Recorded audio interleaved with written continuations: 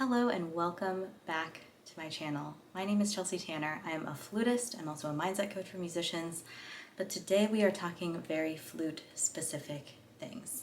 Today we are talking about the concept of getting a sound out on the flute. This seems really basic, and if you're a little more advanced, you might learn a perspective that maybe you haven't heard before, and if you're a beginner, this is also relevant to you. And especially if you're a teacher, this is relevant to you, so I'm really excited to get started. The reason that I even came up with a way to teach beginners how to make a sound on the instrument was I used to facilitate these days for fifth graders that I worked in schools in Texas, and they would all come in, hundreds of kids coming in, and you would have to give them a head joint and have them try to make a sound within 15 seconds or so. So I'm going to tell you what I did, why I did it, and how you can maybe think about this for yourself, for your students, etc. So I say the first two rules of thumb when trying to make a sound on the flute. First of all, I'm going to only take the head joint here. And if you are a beginner, we have a shorter side here of the lip plate and a bigger side here. This bigger side is what sits in your chin. So you want to make sure, rule number one, that this embouchure hole here, the hole you blow across, is facing directly up toward the ceiling. The second thing you want to make sure is that when you put your flute to your face, the lip plate isn't actually on your lip. It's just right here, this edge. I don't know if you can see that. This edge of the embouchure hole is right where your lip starts here. Okay, so you're going to kind of snuggle it up there. And we want to make sure that, once again, this is facing upward. We don't want to roll it inward like this toward you or outward like that. We want it facing up to the ceiling. So you have those two things. Then say blow across. You're likely going to get a sound no matter what your embouchure looks like or how your mouth is shaped. So those two things will get you in the ballpark. If you're having trouble with your sound, it could be that your aperture is maybe not in the center of your mouth. Maybe it's to the side a little bit. In that case, you would need to maybe rotate it like this. You can kind of hear where my sweet spot is there. And we also want to make sure that the center of our face is perpendicular to the head joint. So if that's compromised in any way, then we have to do a lot of weird things with our embouchure, and it's not quite as effective as getting this set up right. So those are my little tidbits and rules for making a sound on the instrument. Where this comes in as well is when we put the flute together. Now, I'm not going to talk about putting the flute together just yet, but this is for people who maybe teach or have already put the flute together. So, as we play the flute, obviously we go off to one side. We don't play in the center. This isn't an instrument that is normal and conducive to the center of your body. We want to still keep this intact. So we have sometimes a habit of rolling the flute in, which once again would compromise this being straight up to the ceiling. Okay? And then sometimes we have a tendency to do this. Notice that it's no longer perpendicular to my face. So if we don't want to hold our flute up like it's marching band, we have to do this. We have to bring our entire upper body down with it instead of this. Okay? So I just wanted to mention those few things. I think a lot of times if I'm troubleshooting with students and things look like they're being compromised, a lot of times those are some things to look out for. And even if you're practicing on your own, you're looking at your own playing, this is a really great way to showcase, okay, what could I try? What could I change physically about what I'm doing? Maybe I could roll out.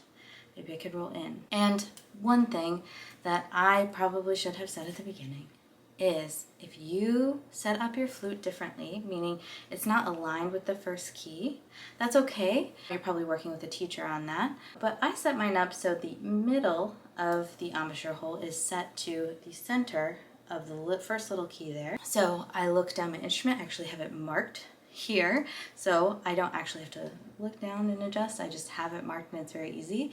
If you happen to set up your flute differently one day, all of these concepts are going to go out the window.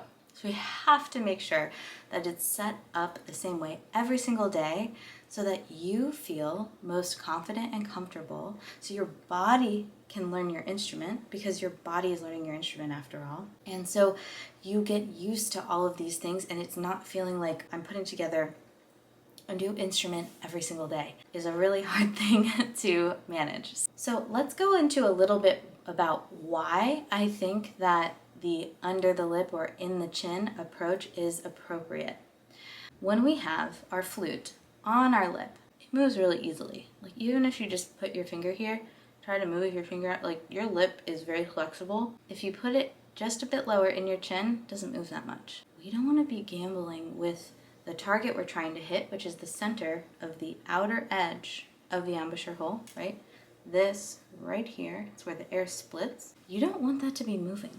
So I don't want to be, it's much less likely to move when it's just under the chin. Now I even have a lip patch here to grip a little bit more. And those, I can actually link that down below if you're interested in looking at any of those. I find it very helpful, especially in the summer months. So reason number one, it's going to move a little bit less on your mouth.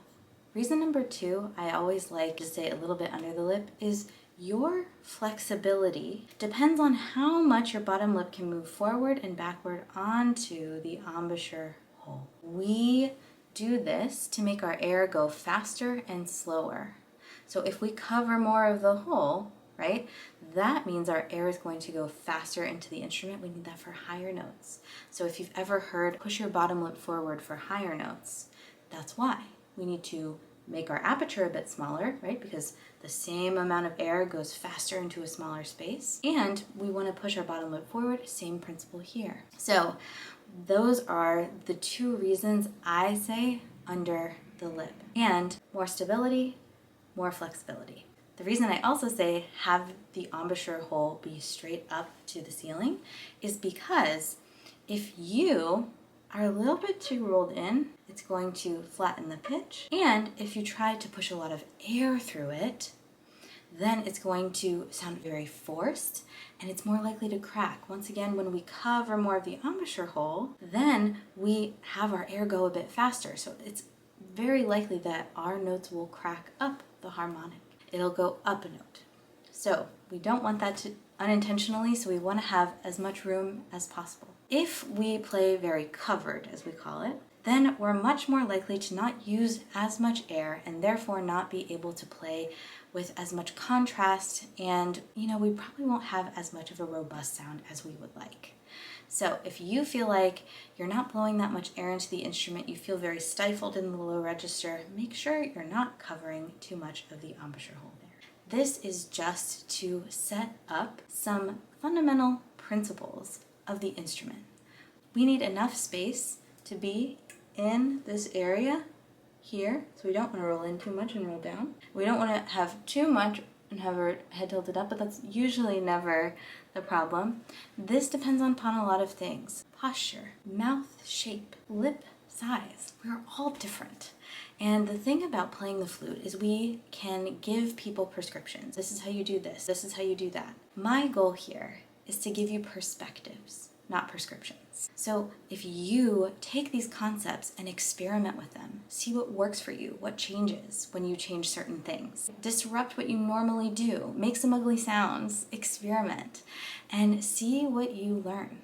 These are just a couple of different ways to maybe open up your sound and maybe get a more consistent sound from note to note. Let me know in the comments if you want a specific topic covered. I have so many thoughts about every aspect of flute playing. So if you would like a very no-nonsense, tangible, physical perspective on any aspect, let me know in the comments.